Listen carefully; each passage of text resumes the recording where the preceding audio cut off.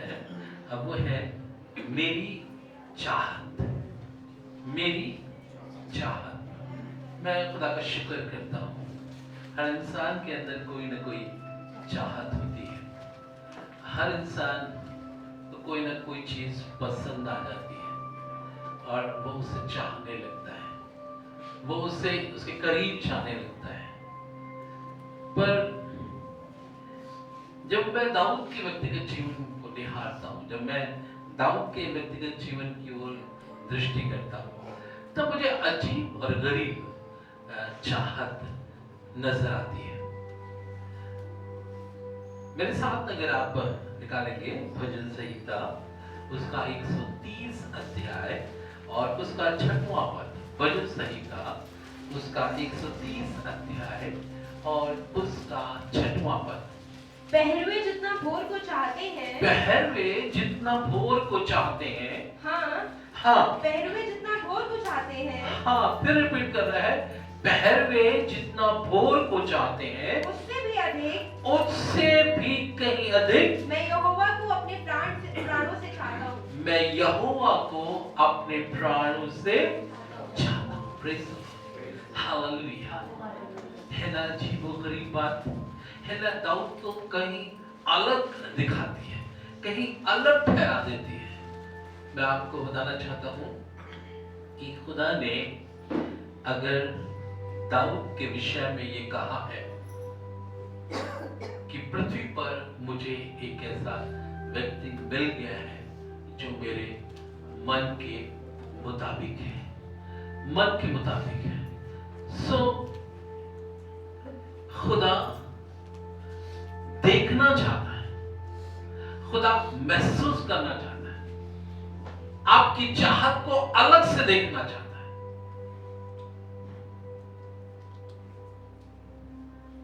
वो ये कह रहे हैं, पहरवे जितना भोर को चाहते हैं। हाँ, पहरवे जितना भोर को चाहता, पहरे देने वाले, आपने देखा होगा नाइट ड्यूटी करने वाले, आपने देखा होगा एयरफोर्स, आर्मी, नेवी, ये सब जो लोग हैं जो बॉर्डर पे रात में ड्यूटी करते हैं, तो रात में प्रॉब्लम होती है, रात में दुश्मन आक्रमण करता है, रात में जो है हमें ज्यादा अलर्ट रहना पड़ता है। रात में नींद हमारे ऊपर हावी होती है। सो रात ज्यादा प्रॉब्लम देती है और इसीलिए पहरवे जो है, नाइट ड्यूटी करने वाले हैं, जो नाइट में जो है वो जो चलाते हैं, क्या गाड़ी, हमारे बीच में बब्बू भाई है, वो नाइट में भी गाड़ी चलाते हैं। हम लोग भी कई बार अपनी कार को लेकर नाइट में गए, प्रॉब्लम होती है, साफ से दिखाई नहीं देता, सामने से रोशनी चमकती है, आंखों में आती है। हम सोचते हैं काश के दिन हो, काश की भोर हो, हमें साफ साफ दिखाई दे, हम साफ साफ देखने पाए, हम महसूस करने पाए। सो पहरवे जितना भोर को चाहते हैं, जितना अधिक भोर को चाहते हैं, हाँ पहरवे जितना भोर को चाहते हैं, उनसे कहीं अधिक, उनसे कहीं अधिक यहोवा को मैं अपने प्राणों से चाहता हूं। Thank you Jesus, thank you Jesus. आपकी चाहत कितनी है, आप कितना चाहते हैं खुदा को, आप कितना महसूस करते हैं उस खुदा को। मेरे अजीजों, ये आपकी चाहत पर डिपेंड करता है कि खुदा आपके कितने करीब है। खुद ये चाहत पर डिपेंड करता है कि खुदा आपके व्यक्तिगत जीवन में कितना काम कर रहे हैं, आपकी कलीसिया तरक्की कर रहे हैं, ये आपकी चाहत पर डिपेंड करता है, आप कितना चाहते हैं। मेरे अजीजों, काश की ये तमन्ना करें, काश की इस बात के लिए सोचें, इस बात के लिए विचारें कि खुदा, काश की दाऊद की तरह मेरी चाहत तुझ में हो जाए, मैं और तुझे चाहने पाऊं, मैं और तेरे करीब रहने पाऊं। उनसे कहीं अधिक यहोवा को मैं अपने प्राणों से चाहता हूं, उनसे कहीं अधिक। पहर में जितने भोर को चाहते हैं, उनसे कहीं अधिक। पर यही नहीं, मैं आपको और आगे दिखाना चाहता हूं। भजन संहिता उसका 73 अध्याय और उसका 25वां पद। भजन संहिता 73 अध्याय और उसका 25वां पद। स्वर्ग में मेरा कौन है? स्वर्ग में मेरा और कौन है? हाँ, तेरे संग रहते हुए, तेरे संग रहते हुए मैं पृथ्वी पर और कुछ नहीं चाहता। मैं और कुछ नहीं चाहता। स्वर्ग में मेरा और कौन है? और तेरे संग रहते हुए पृथ्वी पर मैं कुछ नहीं चाहता। मैं अगर चाहता हूं इस पृथ्वी पर तो तेरी संगति चाहता हूं। अगर मैं चाहता हूं तो तेरे संग रहना चाहता हूं। मुझे कुछ नहीं चाहिए, मुझे कुछ नहीं चाहिए। मेरे अजीजों, दुनिया में हर व्यक्ति चाहता है, हर व्यक्ति की तमन्ना है, पर ये एक अनोखा व्यक्ति है जो आज सुबह हमारे सामने आया हुआ है। ये एक अनोखा व्यक्ति है जो आज सुबह हमें उत्साहित कर रहा है। ये एक अनोखा व्यक्ति है जो आज सुबह हमसे बात कर रहा है कि खुदा है जो सबसे ज्यादा चाहने के योग्य है। खुदा है जो सबसे ज्यादा आपके करीब रहने के योग्य है।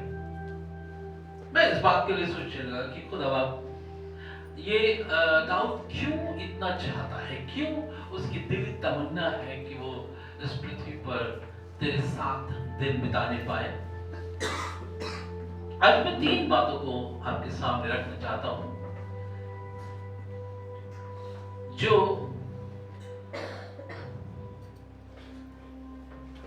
मेरे अंदर उसकी चाहत को पैदा करती है। इन तीनों बातों में मैं आपको दिखाऊंगा कि किस तरह से खुदा हमसे मोहब्बत रखता है और किस तरह से हमारी चाहत उसमें पैदा होती है। ऐसे कोई नहीं चाहता।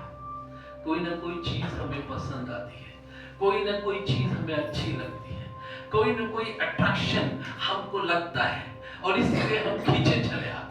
इसीलिए हमारा बात करने का मन होता है, इसीलिए मुलाकात करने का वक्त होता है, इसीलिए हमें डेट पे जाने का मन होता है। क्यों? क्योंकि हमें कुछ अच्छा लग रहा है, कुछ अच्छी बातें हैं। कोई खूबसूरती को देखता है, कोई सांसारिक चीज को देखता है, पर पता नहीं क्यों ये दाऊद जो है वो उस खुदा को देखता है। दुनिया की कोई चीज इसे समझ में नहीं आती। ये पहाड़, ये झरने, ये कलकल बहती नदियां, ये विशाल महासागर, ये नीला आकाश, ये सारी चीजें तो खूबसूरत हैं जो आपको कहीं ना कहीं अट्रैक्ट करती हैं। आज लोग भागकर पहाड़ों पर जाते हैं, पहाड़ों की खूबसूरती को देखना चाहते हैं क्योंकि उनका अट्रैक्शन है शिमला, उनका अट्रैक्शन है नैनीताल, उनका अट्रैक्शन है मंसूरी। पर मैं आपको बताना चाहता हूं आपका क्या अट्रैक्शन है। दाऊद को देखिए, दाऊद के उत्साहित वचन को देखिए, इस पृथ्वी पर रहते हुए तेरे सिवा मैं कुछ नहीं चाहता, मेरे लिए सब बेकार है, मेरे लिए सब बेकार है। 3 बातों में मैं आपको बताना चाहता हूं कि यहोवा के प्रति उसका अट्रैक्शन क्यों है, यहोवा के प्रति उसकी चाहत क्या है। यहोवा मनुष्यों के अधर्म को क्षमा करने वाला है और इसीलिए मेरा अट्रैक्शन है, इसलिए मेरा अट्रैक्शन है। मेरे अजीजों, वो नहीं चाहता कि मनुष्य गुनाह में अपने जीवन को व्यतीत करे। वो नहीं चाहता कि बीमारी में वो अपने व्यक्तिगत जीवन को व्यतीत करे। वो नहीं चाहता कि हम गंदगियों में पड़ा रहे। और इसलिए पहली बात, यहोवा हमारे अधर्म को क्षमा करने वाला है। दूसरी बात मैं आपको बताऊंगा कि यहोवा करुणा करने वाला परमेश्वर, दया करने वाला परमेश्वर। इसके सिवा हमें कुछ नहीं मिलता। अगर आप खुदा को देखें। और तीसरी बात, यहोवा पूरा पूरा उद्धार करता है। यहोवा पूरा पूरा उद्धार करता है। मेरे ऐसे तो थोड़ी देर के लिए खुदा के कलाम को निकाले जो आपको मिलेगा भजन संहिता उसका 103 अध्याय और उसके तीसरे पद को मेहरबानी से पढ़े। भजन संहिता 103 अध्याय और उसके तीसरे पद। वही तो तेरे सब अधर्म को क्षमा करता। दाऊद लिख रहा है कि वही तो तेरे सब अधर्म को क्षमा करता और तेरे सब रोगों को और वो तेरे सब रोगों को चंगा करता है। वही तो तेरे सब अधर्म को क्षमा करता है और वही तेरे सब रोगों को चंगा करता है। और इसीलिए मेरी चाहत मेरा खुदा है जो मेरे अधर्म को क्षमा करता है। मैं आपको बताना चाहता हूं, जब दाऊद ने अपने व्यक्तिगत जीवन में अपना न्याय किया तो उसने कहा वो व्यक्ति इस सजा के लायक है कि उसको मौत के घाट उतार दिया जाए। खुद ही न्याय कर रहा है और अपना न्याय कर रहा है। और न्याय ये है कि उस व्यक्ति को जिसने ये जघन्य अपराध किया है उसको मौत के घाट उतारा जाए। पर मैं आपको बताना चाहता हूं, पर यही खुदा है जिसके आगे औंधे मुंह गिर गया है, जिसके सामने वो अपने पापों को मान रहा है, जिसके सामने इस बात का इकरार कर रहा है कि तू खुदा है, मुझे माफ कर दे। मैं आपको बताना चाहता हूं, और तभी खुदा का खादिम नातान इसके पास लौट कर आया और उसने कहा कि खुदा ने तेरे अपराधों को क्षमा कर दिया है। सारे अपराधों को, सारे अधर्म को क्षमा करने वाला है, वो सारे रोग को चंगा करने वाला है। और इसीलिए मैं इस बात को ऐलानिया कहता हूं, इसीलिए मैं बात को ऐलानिया कहता हूं कि खुदावंद मेरी चाहत है और स्वर्ग में मेरा कोई नहीं है और पृथ्वी में मैं तेरे रहते हुए और कुछ नहीं चाहता हूं। मेरी चाहत, मेरा ईमान, मेरी मोहब्बत सिर्फ मेरा खुदा है। थोड़ी देर के लिए विचार करके कितना अच्छा खुदा है, कितना अच्छा खुदा है। वह हमारे अधर्म को क्षमा करता है और हमारे सब रोगों को चंगा करता है। अगर आप हिजकिय्याह बादशाह से पूछें कि तुम्हारा अट्रैक्शन क्या है, अगर आप हिजकिय्याह बादशाह से कहें कि तुम क्यों खुदा को चाहते हो, तो मैं आपको बताना चाहता हूं उसके भी ख्याल यही होंगे कि मैं तो मौत के घाट उतार दिया जा रहा था। 15 वर्ष खुदा ने मेरे अपराधों को क्षमा करके, मेरे रोग को चंगा करके मुझे इस बात के लिए विवश कर दिया कि मेरी चाहत का गोल वो बन जाए। Hallelujah, we worship you lord. Hallelujah, hallelujah. जब आप अपने व्यक्तिगत जीवन को जांच कर देखेंगे, जब आप अपने व्यक्तिगत जीवन में अपने अपराध को जांच के देखेंगे, मेरे अजीजों, ऐसा कोई भी व्यक्ति नहीं है जिसने अपराध ना किया हो। बाइबल इस बात को बताती है सबने पाप किया है और सब परमेश्वर के अनुग्रह से वंचित है। सबने पाप किया है, सब परमेश्वर की महिमा से वंचित है, कोई छुटकारा पाने वाला नहीं है। पर मेरे अजीजों, आज आप देखिए, आप देखिए, खुदा ने आपको क्षमा किया है, खुदा ने अपने घर में आपको बुलाया है, खुदा के घर में आप बैठे हुए हैं। मेरे अजीजों, मुझे कह दीजिए, ये क्षमा है जो खुदा ने आपके साथ की है। मेरे अजीजों, थोड़ी देर के लिए विचार करके देखिए, आपकी चाहत क्या है। जब आप महीनों से आप रोग से लड़ रहे थे, जब महीनों से डॉक्टर के पास जा रहे थे, एक के बाद एक डॉक्टर बता रहा था, एक के बाद एक टेस्ट लिखे जा रहे थे, मेरे अजीजों, आप देखिए, खुदा ने आपको चंगाई दी तो आपकी चाहत कौन बन गया? वो खुदा बन गया। और इसीलिए बार बार आप चिल्ला कर इस बात के लिए कहते हैं, यहोवा यहोवा मेरा धर्म को दूर करता है और मेरे सब रोगों को चंगा करता है। दाऊद इस बात के लिए इसलिए कह रहा है, मेरी चाहत वो है, मेरी चाहत वो है। मुझे नहीं मालूम आपकी चाहत कौन बना हुआ है, मुझे नहीं मालूम आप किसके चाहत पे अपने दिन को व्यतीत कर रहे हैं, पर दाऊद कहता है, मेरी चाहत मेरा खुदा है। Hallelujah, we worship you lord. प्रेरितों के काम उसका 5 अध्याय और उसका 31वां पद। प्रेरितों के काम उसका 5 अध्याय और उसका 31वां पद।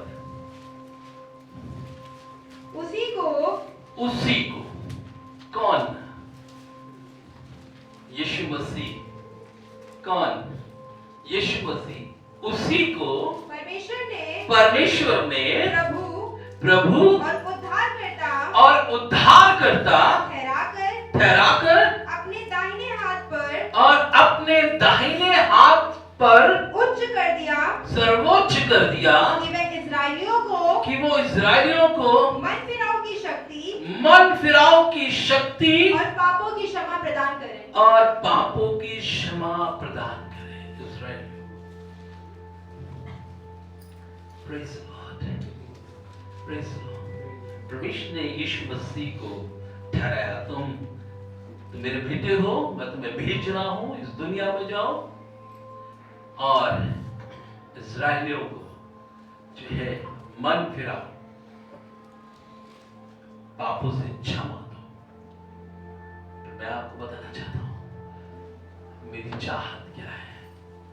पिता ने उससे मुकर्रर किया था, कहा इस्राएली कौम के लिए, पर वो आज हमसे प्यार करने लगा।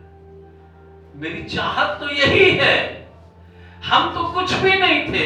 अगर आप इस बात के लिए घमंड करते हैं कि आप क्रिश्चियन लोग हैं, अगर आप इस बात के लिए घमंड करते हैं कि आप इस्राएली हैं, मैं आपको बताना चाहता हूं आप अन्य जाति से आए हुए वो लोग हैं जिन पर खुदा ने अपना अनुग्रह किया है, जिन पर खुदा ने अपनी दया प्रकट की है, जो खुदा ने आपको नाम लेकर बुलाया है और वो कहता है मैं तुम्हें तुम्हारे अधर्म से क्षमा करूंगा, मैं तुम्हें शक्ति दूंगा, मैं तुम्हें कुव्वत दूंगा मेरे अजीजों। और इसीलिए तो कहता है और परमेश्वर ने जगत से ऐसा प्रेम किया। क्या किया? जगत से। इसका मतलब ये नहीं है कि आप पर्सनल अपने आप को महसूस करें, नहीं, जगत में आए हुए हर व्यक्ति से, जगत में रहने वाले हर व्यक्ति से परमेश्वर प्रभु यीशु मसीह प्रेम करता है और उसने अपने आप को दे दिया है ताकि आपके अधर्म क्षमा किए जाएं। मेरे अजीजों, मैं आपको बताना चाहता हूं क्यों खुदावंद यीशु मसीह मेरी चाहत है। यूं तो बहुत से लोग इस दुनिया में पाए जाते हैं, पर अकेला क्यों यीशु मसीह हमारी चाहत बना हुआ है? क्यों हम खुदा की हुजूरी में आए हैं और क्यों हम उसकी इबादत कर रहे हैं और क्यों उसके कलाम को सुन रहे हैं? जानते इसलिए है कि वो हमारे पापों के लिए मारा गया, वो हमारे पापों के लिए गाड़ा गया और वो हमारे पापों के लिए पुनः तीसरे दिन मृतकों में से जी उठा और उसका जीवन आज हमारे अंदर पाया जाता है। आज हम अधर्म से छूट चुके हैं, आज अपने गुनाहों से छूट चुके हैं, आज हम उसके अनुग्रह को देख रहे हैं, आज हम उसकी दया को देख रहे हैं। Hallelujah, hallelujah, praise the Lord, hallelujah.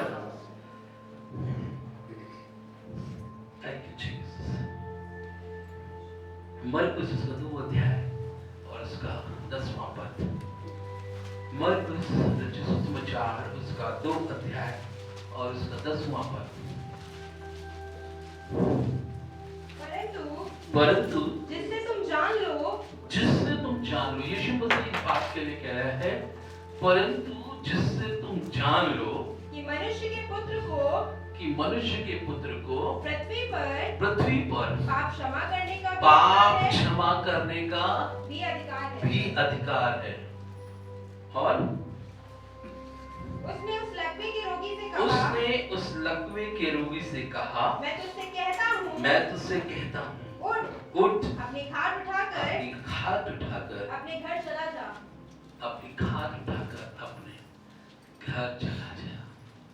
आपने देखा मेरे अजीजों, कितने लोग वहां पर जमा थे जिनको इस बात का इल्म नहीं था कि यीशु मसीह पापों को क्षमा कर सकता है। ठीक इसी तरह से आज भी न जाने कितने लोग हैं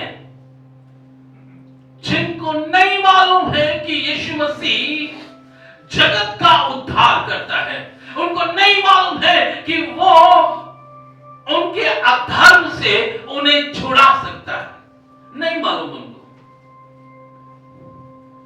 पर यीशु फिर भी जाहिर करना चाहता है। बड़ी भीड़ के सामने उसने इस बात के ने कहा जा तेरे पाप क्षमा हुए। लोग बुड़बुड़ाने लगे ये कौन है? पाप को क्षमा करने का अधिकार सिर्फ परमेश्वर पर है, पर ये कौन है? नहीं, तुम इसे नहीं जानते। पिता ने उसे ठहराया है, सर्वोच्च किया है कि वो अपने लोगों के अपराधों को क्षमा करे। ये पिता की ओर से हुआ है, वो किसी मनुष्य की ओर से नहीं ठहराया गया, किसी व्यक्ति के विशेष के तौर पर नहीं ठहराया गया। ये परमेश्वर का प्लान है, ये परमेश्वर की योजना है कि उसको ठहराया जाए और सर्वोच्च किया जाए। सर्वोच्च इसलिए है कि वो अधर्म को दूर करने वाला परमेश्वर है। सर्वोच्च इसलिए है कि वो दया करने वाला परमेश्वर है। सर्वोच्च इसलिए है कि वो अनुग्रह करने वाला है। और आप धन्य हैं ऐसे सर्वोच्च परमेश्वर के आप इबादत कर रहे हैं, आप उसके नाम की सितारिश कर रहे हैं जो दुनिया में सर्वोच्च है। Hallelujah, we worship you lord. मैं उसके नाम को सराहता हूं, मैं उसके नाम को महिमा करता हूं। ये बात हम सबों के लिए उजागर भी। हालेलुया। लकवे का मारा बिल्कुल बेजान व्यक्ति, जिसके अंदर कोई सामर्थ नहीं है, वो अपने हाथों को हिला नहीं सकता, वो अपने मुंह से बोल नहीं सकता, वो खुद अपने आप खड़ा नहीं हो सकता, न वो कुछ खा सकता है, न पी सकता है, न अपने पलकों को उठा सकता है। जी हाँ, ऐसे बहुत से लोग हैं जो मृत्यु के कगार पे हैं, जो अपने आप कुछ नहीं कर सकते, जो अपने आप उद्धार को नहीं प्राप्त कर सकते, जो अपने आप कुछ नहीं कर सकते। 4 लोग इसे लेकर आए हैं, 4 लोगों का सहारा है ये मेरे अजीजों। लेकिन फिर भी खुदा किस तरह से प्यार करता है, किस तरह से अपना अनुग्रह करता है। इस दुनिया में बहुत ऐसे हैं जो लकवे के शिकार है। लकवा हो सकता है, आप इस बात के लिए सोच रहे हैं मेरे हाथ पांव तो जलते हैं, पर आप अगर यीशु को नहीं जानते तो आप लकवे के शिकार हैं। आप अगर पाप को नहीं जानते तो आप लकवे के शिकार हैं। अगर आप मृत्यु में जीवन को व्यतीत कर रहे हैं तो ये लकवे के शिकार हैं। पर आज ऐसे लोगों को खुदा पाक करना चाहता है, आज ऐसे लोगों से खुदा मुलाकात करना चाहता है और कह रहा है तुम लकवे के मारे हो, पर मैं तुम्हें एक बात बताना चाहता हूं। इससे पहले तुमसे कहूं कि खाट उठा और चल, और फिर मैं तुमसे कहता हूं कि तेरे अधर्म को मैंने दूर किया है, तेरे पापों को क्षमा किया है, और अब पाप कोई तेरे जीवन में लकवापन नहीं ला सकता। अब पाप तुझे बांध नहीं सकता, अब पाप तुझे रोक नहीं सकता। मैंने तेरे अधर्म को दूर किया है। Hallelujah, Jesus. दूसरी बात, वो अनुग्रह करने वाला परमेश्वर, वो अनुग्रह करने वाला परमेश्वर है और पूरा छुटकारा देने वाला परमेश्वर है। भजन संहिता 130 अध्याय और उसका 7वां पद।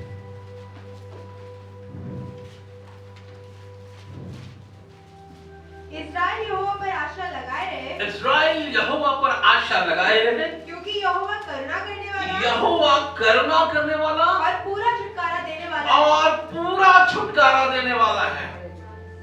हिसाब किताब में वो बहुत माहिर है, वो पूरा छुटकारा करने वाला है। पर वो कह रहे हैं कि यहोवा, इस्राएल यहोवा पर आशा लगाए रहे।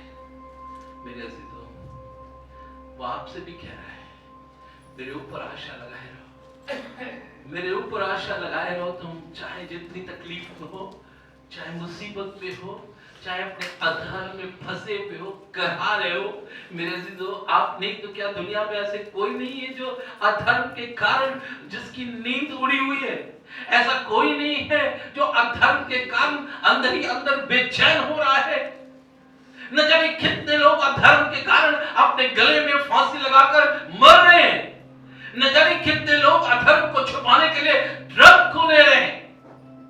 न जाने कितने लोग जो है अपने अधर्म के कारण चिल्लाते हैं, अपने आप को बांधते हैं। पर मैं आपको बताना चाहता हूं ये अधर्म है ही ऐसी चीज, पर मैं आपको ये बताना चाहता हूं कि खुदा चाहता है, खुदा की तमन्ना है, इस्राएलियों यहोवा पर आशा लगाए रहो। न सिर्फ इस्राएलियों से बात की जा रही है, पर आज दुनिया का हर वो व्यक्ति जो हमारी आवाज को सुन रहा है, खुदा इस बात के लिए तुमको बताना चाहता है कि तुम खुदा पर आशा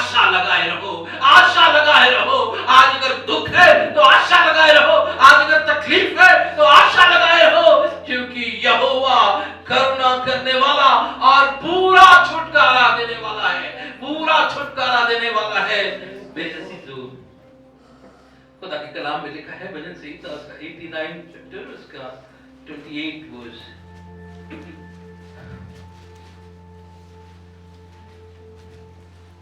89 मैं अपनी करुणा मैं अपनी करुणा उस पर सदा बनाए रहूंगा उस पर सदा बनाए रहूंगा और मेरी वाचा और मेरी वाचा उसके लिए अटल रहेगी।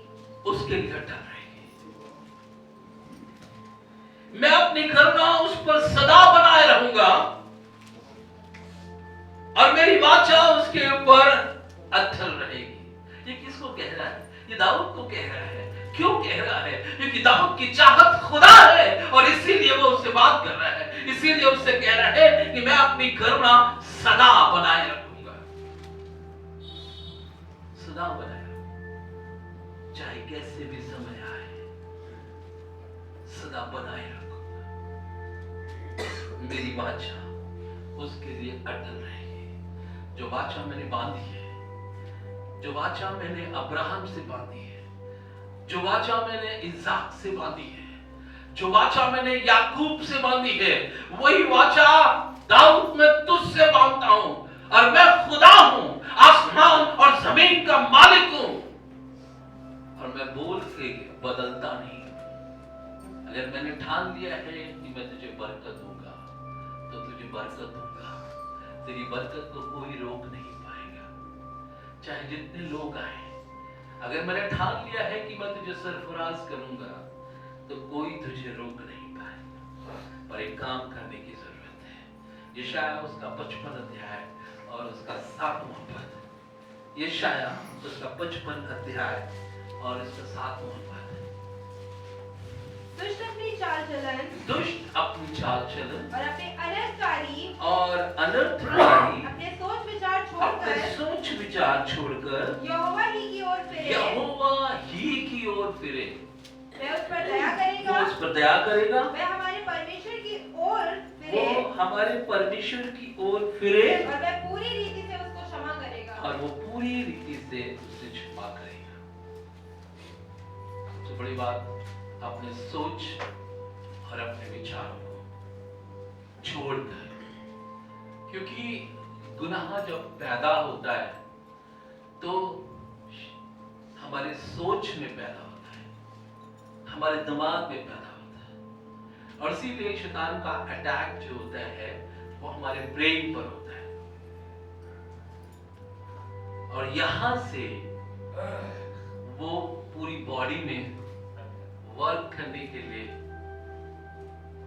तैयार हो जाती है। बॉडी पूरी तौर से तैयार हो गई, अब उसे नहीं मालूम कैसे करें, पर ब्रेन कर रहा है इसे करना ही चाहिए। ब्रेन कर रहा है नहीं ये काम करो। पर मेरे तो खुदा जी इस बात के लिए कह रहा है कि मेरी वाचा उसके साथ अटल रहेगी जो अपने सोच और अपने विचारों को छोड़कर यहोवा की ओर फिरेंगे। अब जा कहाँ रहे हैं, अब किस मोड़ पे हैं, वापस आइए, वापस आइए। ऐसी भी राह है जो इंसान को सीधी दिखाई देती है। आपको महसूस हो रहा है आप बहुत अच्छी चाल चल रहे हैं, आपको महसूस हो रहा है ये रास्ता सीधा जा रहा है, लेकिन बाइबल आगे कुछ बताती है कि उसके अंत में मौत की राहें हैं, मौत की राहें हैं।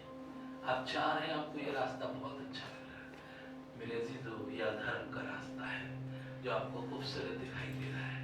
यह अधर्म का रास्ता है जो आपको लुभावना लग रहा है, पर मेरे अजीजों, खुदा इस बात के लिए कह रहा है छोड़कर फिर जाओ, फिर जाओ।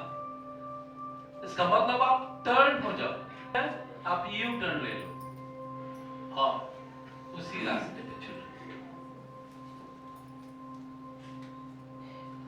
देखा है, सकरा है वो रास्ता और कांटों भरा है जो जीवन की तरफ चलता।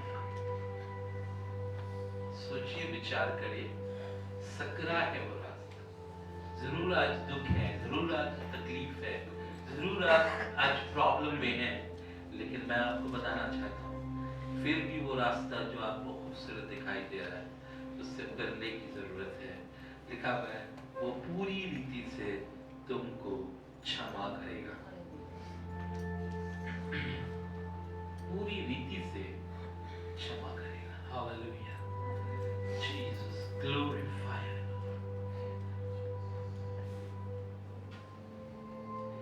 क्योंकि तुम जानते हो कि तुम्हारा निकम्मा चाल चलन जो पूर्वजों से चला आ रहा है, तुमसे तुम्हारा छुटकारा सोने चांदी अर्थात नाशमान वस्तु से नहीं हुआ और ना हो सकता है कभी। आप जितना भी खर्च कर ले, सोना चांदी या नाशमान वस्तु। पतरस उसका 1 अध्याय और उसके 18वें पद में कुछ ऐसा लिखा है। 1 अध्याय और उसके 18वें पद में, पहला पतरस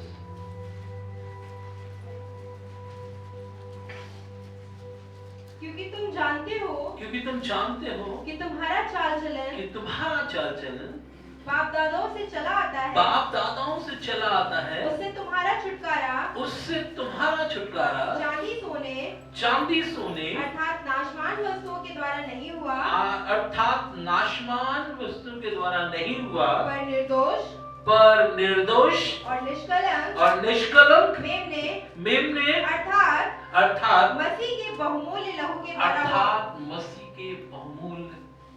लहू के द्वारा हुआ है।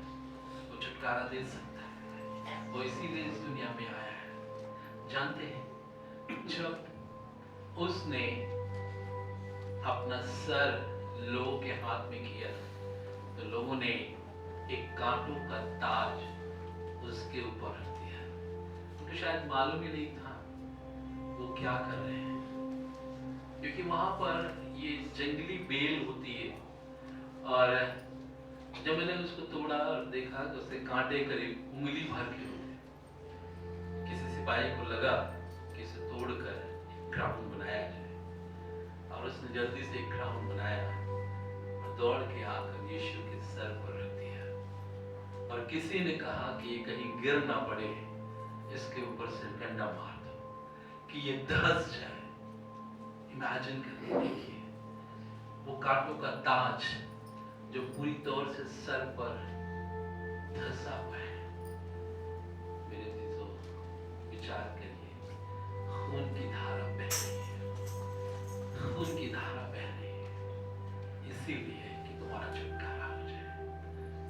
नहीं मालूम था पर मालूम हो जाए कि तुम्हारे विचार, तुम्हारे सोच के लिए आज भी यीशु मसीह जीवित है। आज भी उसका खून बहता है, आज भी वो तुम्हारे अधर्म को दूर करता है, आज भी तुमसे प्यार करता है। पर तुम्हारी चाहत क्या है? दाऊद की तरह क्या तुम्हारी चाहत यीशु नहीं है?